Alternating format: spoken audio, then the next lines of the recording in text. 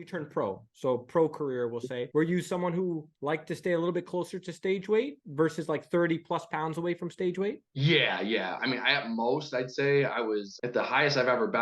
I always competed around the low 180s. I'm about 6 foot tall. Not your most muscular pro bodybuilder you're ever going to see, but it works for me. And I have gotten as high as like in the low 200s. That's me really pushing the envelope of trying to just eat as much food, not be in the gym too much, like where I'm training, getting it in, getting out, recovering as much as I can. But right now, the last few years, I've been hovering more in that 10 to 15 range. I'm about low to mid 190s all the time. Nice. So you're within striking distance always. Yeah, I mean, I'd say so. Yeah, once you come in at a certain level of like conditioning, you never think you're that lean any other time of the year, I guess. I think compared to the normal natural pro out there, it's definitely pretty tight. Do you feel like you can improve on being 10 to 15 away from stage weight as far as muscle growth is concerned in the off season? Like, do you realistically think you're putting on any muscle from season to season? Yes. Can I make gains? Yeah, I think I can. Is it as good as maybe somebody that's holding on that extra weight? Probably not. I mean, I try my best. The good thing is, obviously, I feel like when you're in a decent condition, right, you can visually look like, okay, well, I'm weighing this in the morning. I'm looking at myself. I can see I haven't gotten any less tight, but yet I'm 2 pounds heavier than I was 2, 3 weeks ago. This is looking like good weight I'm putting on. Yeah, you can gain 5 pounds and look significantly softer. And did you really put on, how much weight did you put on? No, that was good. It's hard to know, Yeah. Visually, it's a little bit easier to be like, okay, like I'm feeling a little bit fuller in my skin because the skin's still, let's say, pretty thin or as thin as it was. So yeah, I mean, I don't think it's scientifically the best way to make gains. I mean, if I really push the limit, if I really push the envelope, I could be in the low 200s, I'm sure. This bodybuilding, for me, it's 100% a hobby. Always been really into it. I've been competing for 20 years. I'm 37 years old. I've been competing on and off at least every few years. I turned pro when I was 20 in 2008. So 15 years ago, I was 22 years old. I was obsessed and I'm still obsessed. And I'd like to see the improvements. And natural bodybuilding to me is obviously the way to go. I've never done anything other than that because I'm just the type of person in general that, with anything, like I don't drink caffeine. I don't want to feel pigeonholed to anything in my life, basically. So I don't want to have any type of something like where I wake up in the morning and I got to have a cup of coffee just to get my day started. I don't want to have that needed to do that. Right. So same thing. If I was to ever have taken steroids, right, and then you all of a sudden now you're stronger in the gym, you're bigger in the gym, you're faster, you're all these things. But the problem is though that that's a short-term situation because unless you consistently keep taking and keep gradually taking more, then eventually that's going to fall off. So at least with natural bodybuilding, I'm always progressing to some capacity. I'm always progressing, whether that be I'm dieting for a show, I'm getting leaner. Yeah, maybe I'm not getting as strong in the gym while I'm dieting for a show, but there's a goal in mind, right? And I'm going to be getting leaner and I'm going to try to look at better than I did 2 years ago because I've been progressively doing extra weight, doing more workouts, all the different things that go into it. That's kind of my ideology on basically everything though. I don't even really take any supplements anymore. I mean, I'm very little, maybe creatine here and there, and that's very random. I'll take magnesium glycate in my protein shakes. I'll add calcium carbonate to my protein shakes just to help with electrolytes. I'll take in different things like that are more just like minerals. I'll take in salt, of course, like mineral salt to try to give me different electrolytes, keep me getting better pumps when I'm lifting. But the actual like pre-workouts, I don't want the caffeine really. If I was to get ready for a show and I was 2 or 3 weeks out and I know I'm starting to like really dog it, then I'll use caffeine because then I'm taking away one thing, right? I'm taking away calories, I'm taking away energy over here, but I'm supplementing caffeine with it to try to help me out. But as soon as I'm done dieting, the caffeine's going to go away because now I know the calories are coming up. That's just the way that I do things. That's not exactly my brother and my dad. They're different with stuff.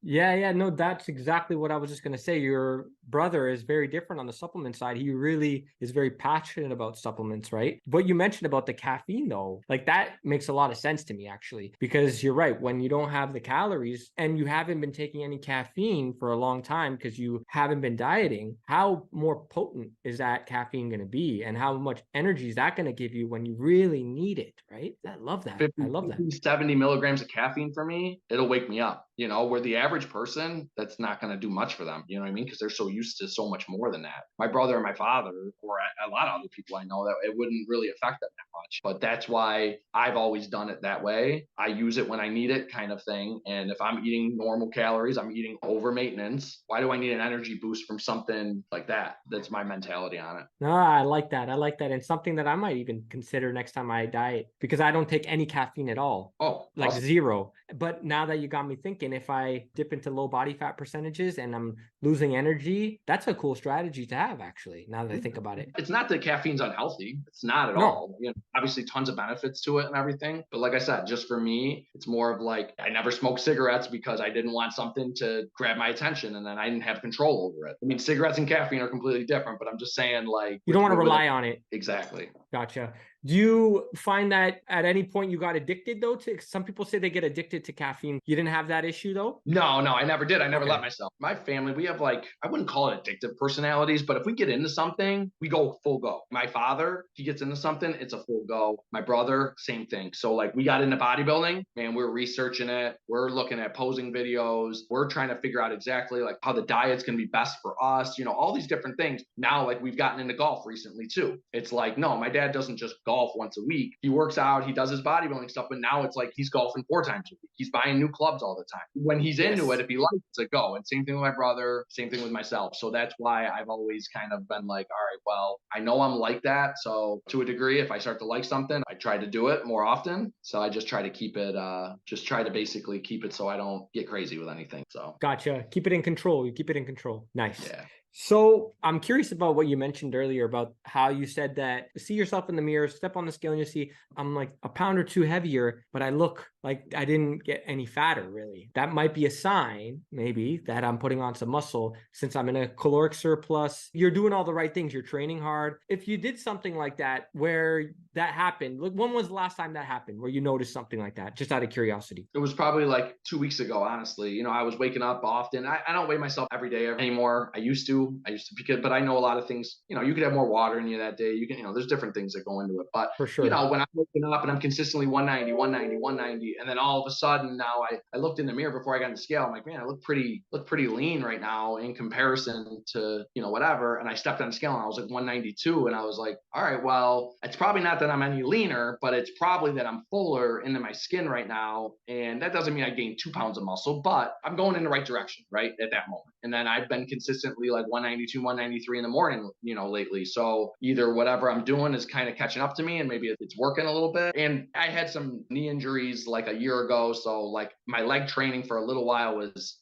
there. It wasn't what I wanted it to be, but whatever. And now I've been able to kind of step those up a little bit. And obviously it's easier to make gains in your legs than probably most other spots, you know, to fill back in. So that's kind of the way I look at it. And that's kind of just how I do things. It just makes sense for me. You know, I don't test my body fat during this off season or anything like that, or you know, I'm not getting submersion water or anything like Yeah. that. Like I said, it's a full hobby for me. I mean, we promote shows as well. So like we're into it. It's more than a hobby, I'd say, but like we're not making a living off of it. I have a full-time job. I have some rental properties that me and my wife have and stuff. So we have things going on, obviously kids, sports, all that stuff. So it's like, I just got to keep it in perspective, you know, all the time. It's an important part of my life, but at the same time, it is what it is. I like that you brought that up though, because it sparks my next question. What's your main reason for staying only 10 to 12 pounds, or 10 to 15, we'll say, between there, away from stage? What's the main reason? Is it sustainable in the sense that you feel like you don't have to force feed yourself? It's just easier for you to stay a bit leaner? Because like you mentioned, you might actually benefit from getting a bit heavier from a muscle building perspective. Like you're aware of that. Like there might be some added advantages there, but yet you still stay leaner. So I'm curious why. It's a combination. So I changed my eating a few years ago. I've always ate clean. I'd probably say 75% of my diet comes from red meat, lean meats, fish, eggs, a little bit of protein powder, not a ton, not as much as I used to do, and fruit and coconut oil, olive oil, basically non-seed oils derived from a source. So coconut, olive oil, avocados,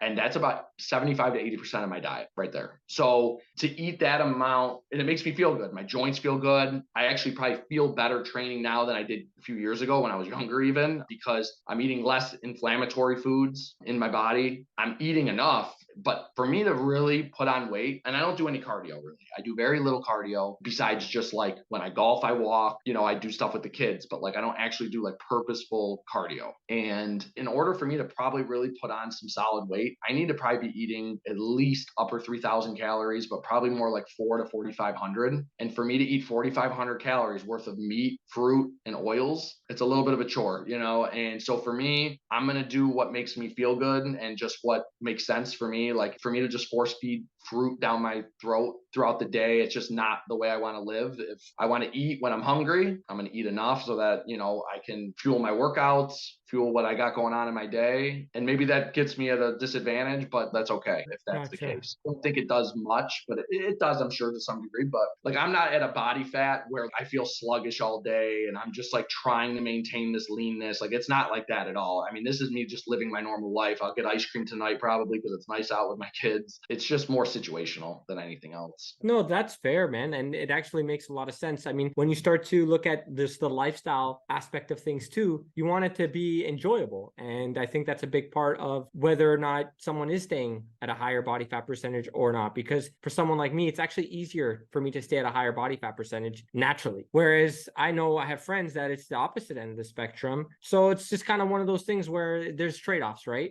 And who knows, like you mentioned, how much more of a percent is it really going to make if you were an extra 10 pounds above? Is the trade-off really worth a small, tiny, maybe, Right. Maybe It not, could be right? muscle in a year and a half, right? I could gain a half a pound of muscle in a year and a half being an extra 10 pounds heavier than I am right now. But the effort to go into that, to get there and to maintain that through for the next year and a half. I mean, yes, I want to make gains, but if I'm going to be more uncomfortable day to day just for that half a pound in a year and a half from now, if that's the result, just to me, it doesn't make sense. So, Well put, man. So you were in the gym 5 to 6 days a week. Let's break down, how's that routine look like for you, at least these days? And maybe it evolved from what it used to be, but let's start with, how is it currently? I'm still kind of split up a little bit. I change it. I'll do a push pull. I'll do an upper body, lower body, sometimes different things like that. But right now it's broken up. I have it as